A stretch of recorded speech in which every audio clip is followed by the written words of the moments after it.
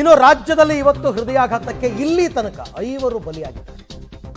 ಈ ಸರಣಿ ಹೃದಯಾಘಾತಕ್ಕೆ ಜನ ಬೆಚ್ಚಿ ಬಿದ್ದಿದ್ದಾರೆ. ಹಾಗಾಗಿ ಬೆಂಗಳೂರಿನ ಜಯದೇವ ಆಸ್ಪತ್ರೆಯಲ್ಲಿ ಸಹಜವಾಗಿ ಜನಸಾಗರ.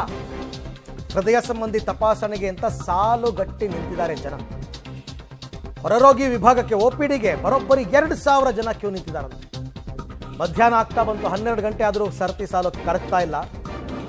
ರಾಜ್ಯದಲ್ಲಿಂದು 5 ಬಲಿ. ಇದು ಪ್ರತಿನಿತ್ಯ ಆಗ್ತಾ ಇದೆ ನೋಡಿ. ಬೆಳಗ್ಗೆ ಆಯಿತು ಅಂದರೆ ಶುರು, ಆ ಜಿಲ್ಲೆನಲ್ಲೊಂದು, ಈ ಜಿಲ್ಲೆನಲ್ಲೊಂದು, ಅಲ್ಲೊಂದು, ಇಲ್ಲೊಂದು, ಈ ಥರ ವರದಿ ಆಗ್ತಾ ಇದೆ. ಅದಕ್ಕಿಂತ ಜನಕ್ಕೆ ಹೆಚ್ಚು ಆತಂಕ ಆಗ್ತಿರೋದು ಚಿಕ್ಕ ವಯಸ್ಸಿನವರು. ಅದಕ್ಕೆ ಜಯದೇವ ಹಾಸ್ಪಿಟ್ಲ್ ಅಂತಲೇ ಅಲ್ಲ, ನಿಮಗೆ ಬಹುತೇಕ ಎಲ್ಲೆಲ್ಲಿ ಸರ್ವಿಸ್ ಕೊಡ್ತಾರೆ ಅಲ್ಲೂ ಆಯಾ ಜಿಲ್ಲಾ ಆಸ್ಪತ್ರೆಗಳಲ್ಲಿ ಎಲ್ಲ ಕಡೆನಲ್ಲೂ ಜನವೋ ಜನ, ಎಲ್ಲ ಕಡೆ ಕ್ಯೂ ನಿಂತಿದ್ದಾರೆ. ಭೇಟಿ ಕೊಡುವವರ ಸಂಖ್ಯೆ ಹೆಚ್ಚಾಗಿರುವುದು. ಬೆಂಗಳೂರಿನ ಜಯದೇವ ಆಸ್ಪತ್ರೆಯಲ್ಲೂ ಕೂಡ ಜನಸಾಗರ ಸೇರಿದೆ. ಗಮನಿಸ್ತಾ ಹೋಗ್ತಾ ಇದ್ದೀರಾ, ಹೃದಯ ಸಂಬಂಧಿ ಕಾಯಿಲೆಗಳ ಪರೀಕ್ಷೆಗಾಗಿ OPD ಬಳಿ, ಹೊರರೋಗಿ ವಿಭಾಗದ ಬಳಿ ರಿಜಿಸ್ಟ್ರೇಷನ್ ಮಾಡಿಸ್ಕೊಳ್ಳೋದಕ್ಕೆ ಸಾಲುಗಟ್ಟಿ ನಿಂತಿರುವಂತಹ ದೃಶ್ಯಾವಳಿಗಳು ನಮಗೆ ಕಂಡು ಬರುತ್ತದೆ. ಗಮನಿಸ್ತಾ ಹೋಗ್ತಾ ಇದ್ದೀರಾ, ಯಾವ ರೀತಿಯಲ್ಲಿ ಬೆಳಗ್ಗೆಯಿಂದನೂ ಕೂಡ ಸಾಲುಗಟ್ಟಿ ನಿಂತಿದ್ದಾರೆ ಎನ್ನುವಂಥದ್ದು. ಯಾಕೆಂತಂದರೆ ಹಾಸನದಲ್ಲಿ ಈಗಾಗಲೇ ಹೃದಯಾಘಾತಕ್ಕೆ ಬಲಿಪಟ್ಟವರ ಸಂಖ್ಯೆ 40ಕ್ಕೆ ಏರಿಕೆ ಆಗಿರುವಂಥದ್ದು. ಜೊತೆಗೆ ಅದನ್ನು ಹೊರತುಪಡಿಸಿದ ಬೇರೆ ಬೇರೆ ಜಿಲ್ಲೆಗಳಲ್ಲೂ ಕೂಡ ಕೇಸ್ಗಳ ಸಂಖ್ಯೆ ಏರಿಕೆ ಆಗ್ತದೆ. ಹೀಗಾಗಿ ಜನ ಬೆಳಗ್ಗೆಯಿಂದನೂ ಕೂಡ ಈ ಪ್ರಮಾಣದಲ್ಲಿ ಜಯದೇವ ಆಸ್ಪತ್ರೆ ಒಳಗಡೆ ಇರುವಂಥ ಈ ಒಂದು ಹೊರರೋಗಿ ವಿಭಾಗದಲ್ಲಿ ಸಾಲುಗಟ್ಟಿ ನಿಂತಿರುವಂಥದ್ದು ನಮಗೆ ಕಂಡು ಬರ್ತಾ ಇರ್ತಕ್ಕಂಥದ್ದು.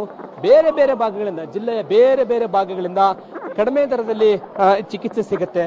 ಮತ್ತು ನಮಗೆ ಹೃದಯ ಸಂಬಂಧಿ ಸಮಸ್ಯೆ ಇದ್ರೆ, ಏನಾದರೂ ಇದ್ದರೆ ಅದು ಕೂಡಲೇ ನಮಗೆ ಗೊತ್ತಾಗುತ್ತೆ ಅನ್ನೋದನ್ನು ಪತ್ತೆ ಹಚ್ಚೋದಕ್ಕೋಸ್ಕರ ಈಗಾಗಲೇ ಎಲ್ಲರೂ ಕೂಡ ಜನ ಸಾಲುಗಟ್ಟಿ ನಿಂತಿರುವಂಥದ್ದು ಕಂಡು ಬರ್ತಾ ಇದೆ.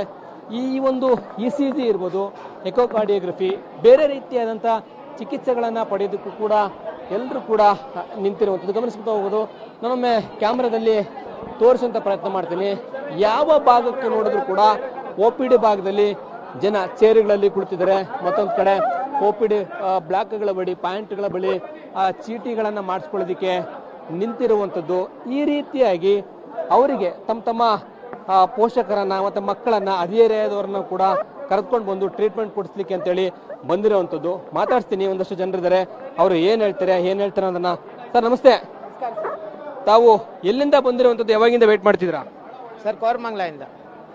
ಮನೆ ಕೋರಮಂಗ್ಲ, ಕೆಲಸ ಮಾಡೋದು ವಿಜಯಪುರ. ಏನಾಗಿದೆ?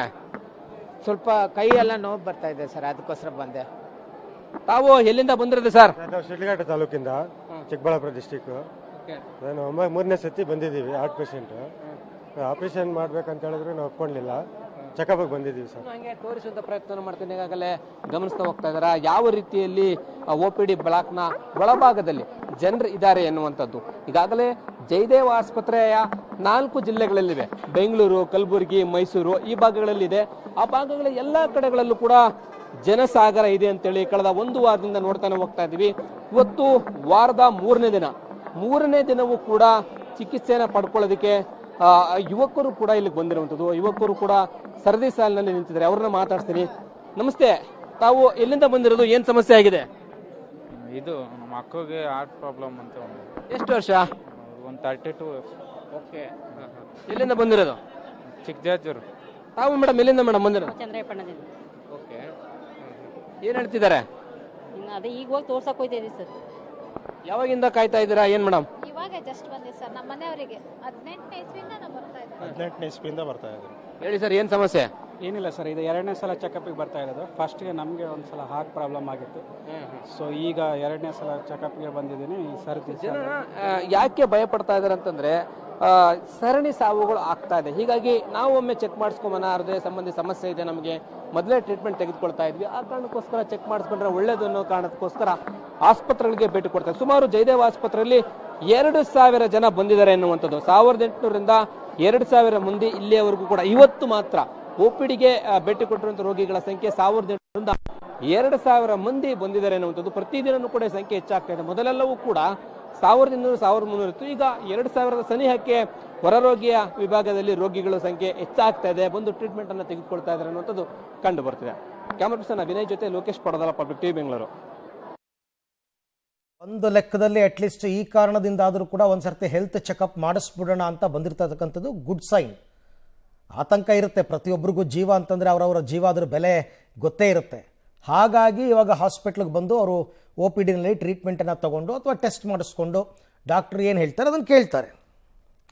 ಈ ಎಲ್ಲ ವಿಚಾರಕ್ಕೆ ಸಂಬಂಧಪಟ್ಟಂತೆ ಮತ್ತಷ್ಟು ಮಾಹಿತಿ ನನ್ನ ಕೊಲೀಗ್ ಪವಿತ್ರ ಅವರಿಂದ ಪಡ್ಕೊಳ್ಳೋಣ. ಪವಿತ್ರ, ಅಟ್ಲೀಸ್ಟ್ ಈ ರೀತಿ ಹೃದಯಾಘಾತಗಳು ಹೆಚ್ಚಾಗ್ತಿದೆ ಅನ್ನೋ ಆತಂಕದಿಂದಾದರೂ ಕೂಡ ಜನ ಬಂದು ಆಸ್ಪತ್ರೆಗಳಿಗೆ ತೋರಿಸ್ಕೋತಾ ಇದ್ದಾರೆ. ಯಾಕೆಂದರೆ ರಿಪೋರ್ಟ್ ಹೇಳ್ತಿರೋದು ನಿರ್ಲಕ್ಷ್ಯವೇ ಕಾರಣ ಅಂತ. ಸೊ ಆ ನಿರ್ಲಕ್ಷ್ಯವನ್ನು ತೊರೆದು ಇವಾಗ ಟ್ರೀಟ್ಮೆಂಟ್ಗೆ ಬಂದಿರತಕ್ಕಂಥದ್ದು ಗುಡ್ ಸೈನ್ ಅಂತ ತಾವೇನು ಹೇಳ್ತೀರಾ?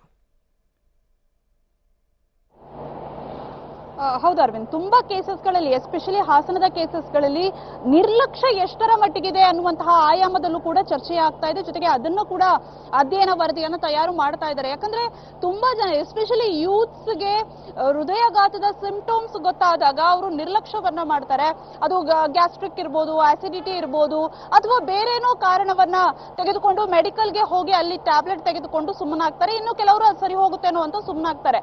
ವೈದ್ಯರು ಹೇಳ್ತಾ ಇರುವಂತದ್ದು ಅದನ್ನೇ, ಹೃದಯಾಘಾತಕ್ಕೂ ಮುನ್ನ ಒಂದಿಷ್ಟು ಸಿಂಪ್ಟಮ್ಸ್ ಗಳು ಗೊತ್ತಾಗುತ್ತೆ. ಅದು ದವಡೆಯ ಭಾಗದಲ್ಲಿ ನೋವಿರ್ಬೋದು, ಅಥವಾ ಸ್ಟೆಪ್ಸ್ ಹತ್ತೋವಾಗ ಏದುಸಿರು ಬರುವಂತದ್ದಾಗಿರ್ಬೋದು, ತಲೆ ಸುತ್ತು ಬರುತ್ತೆ, ಜೊತೆಗೆ ಬೆವರು ಬರುತ್ತೆ ಅತಿಯಾಗಿ, ತೋಳುಗಳಲ್ಲಿ ನೋವಿರುತ್ತೆ. ಸೊ ಇದನ್ನ ನಿರ್ಲಕ್ಷ್ಯ ಮಾಡಬಾರ್ದು. ಬದಲಾಗಿ ಒಂದ್ಸಲ ಹೋಗಿ ಚೆಕ್ ಮಾಡ್ಕೊಂಡ್ರೆ ಏನು, ಅದು ಗ್ಯಾಸ್ಟ್ರಿಕ್ ಇರ್ಬೋದು, ಆಸಿಡಿಟಿ ಇರ್ಬೋದು, ಅಥವಾ ಇಂತಹ ಒಂದು ಗಂಭೀರವಾಗಿರುವಂತಹ ಹೃದಯಾಘಾತದ ಮುನ್ಸೂಚನೆ ಇರ್ಬೋದು, ಒಂದ್ಸಲ ಹೋಗಿ ತಪಾಸಣೆಯನ್ನ ಮಾಡ್ಕೊಳ್ಳಿ ಅನ್ನುವಂತಹ ಸಲಹೆಯನ್ನ ಕೊಡ್ತಾ ಇದ್ದಾರೆ. ಸೊ ತುಂಬಾ ನಿರ್ಲಕ್ಷ್ಯದಿಂದಲೇ ಅತಿಯಾಗಿ ಯೂತ್ಸ್ ಏನ್ ಸಾವನ್ನಪ್ಪಿದ್ದಾರೆ ಅದು ಬಹುತೇಕ ನಿರ್ಲಕ್ಷ್ಯದ ಕಾರಣದಿಂದಲೇ ಅನ್ನುವಂಥದ್ದು ಕೂಡ ಗೊತ್ತಾಗುತ್ತೆ. ಯಾಕಂದ್ರೆ ಹೃದಯಾಘಾತ ಆದಾಗ ಗೋಲ್ಡನ್ ಅವರ್ ತುಂಬಾ ಇಂಪಾರ್ಟೆಂಟ್ ಆಗಿರುತ್ತೆ. ಸೊ ಆ ಗೋಲ್ಡನ್ ಅವರ್ ಅಲ್ಲಿ ಅವರಿಗೆ ಟ್ರೀಟ್ಮೆಂಟ್ ಸಿಗದೇ ಇದ್ದಾಗ ಅವರ ಜೀವ ಹೋಗುತ್ತೆ. ಸೊ ಬೆಂಗಳೂರಿನಲ್ಲಂತೂ ಈಗ ವೈದ್ಯರೇ ಹೇಳ್ತಾ ಇರೋದನ್ನ ನೋಡಿದ್ರೆ ಗಾಬರಿ ಆಗುತ್ತೆ. ಎಸ್ಪೆಷಲಿ 30 ರಿಂದ 40 ವರ್ಷ ಆಸುಪಾಸಲ್ಲಿ 10 ಜನರಲ್ಲಿ ಟೆಸ್ಟ್ ಅನ್ನ ಮಾಡಿದಾಗ 2 ರಿಂದ 3 BP ಶುಗರ್ ಕೂಡ ಇರುತ್ತಂತೆ. ಸೊ ಅದೇ ಹೃದಯಾಘಾತಕ್ಕೂ ಕೂಡ ಕಾರಣವಾಗ್ತಾ ಇದೆ. ಸೊ ಹಾಗಾಗಿ ಈಗ ಈ ರೀತಿ ಸರಣಿ ಹೃದಯಾಘಾತಗಳಾದಾಗ ಆಸ್ಪತ್ರೆಯಲ್ಲಿ, ಎಸ್ಪೆಷಲಿ ಜಯದೇವ ಆಸ್ಪತ್ರೆಯಲ್ಲಂತೂ ಬೆಂಗಳೂರು ಇರ್ಬೋದು, ಮೈಸೂರು ಇರ್ಬೋದು, ಅನೇಕ ಭಾಗದಲ್ಲಿ ಜಯದೇವ ಆಸ್ಪತ್ರೆಯಂತೂ ಹೌಸ್ಫುಲ್ ಆಗಿದೆ. ಈಗಾಗಲೇ ಸಲಹೆಯನ್ನ ಕೂಡ ಕೊಟ್ಟಿದ್ದಾರೆ ಜಯದೇವ ಆಸ್ಪತ್ರೆಯ ನಿರ್ದೇಶಕರು.